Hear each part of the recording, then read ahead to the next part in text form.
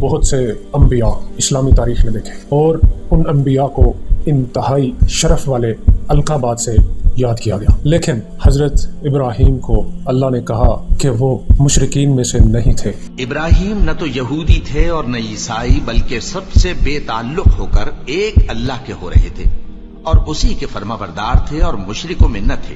سنت ابراہیم ہمیں یہی سکھلاتی ہے کہ جب تم زمین پر تنہا کر دیا جاؤ، حضرت ابراہیم علیہ السلام اکیلے تھے، ان کے سامنے کوئی بہت بڑا لشکر نہیں، وہ آگ تھی، ایک آگ کا دریا تھا جس میں سے حضرت ابراہیم علیہ السلام نے گزر کر جانا تھا۔ آپ خود سوچیں کہ ہمارا ایمان، چھوٹی چھوٹی مشکلات ہمارے ایمان کو ہلا کے رکھ دیتی ہیں، ہم اللہ سے نہیں مشکلات سے ڈر جاتے ہیں۔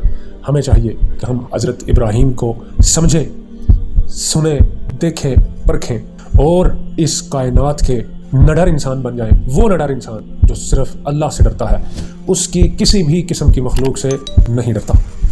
Please like, share and subscribe Khaira Urdu channel. جزاک اللہ خیر۔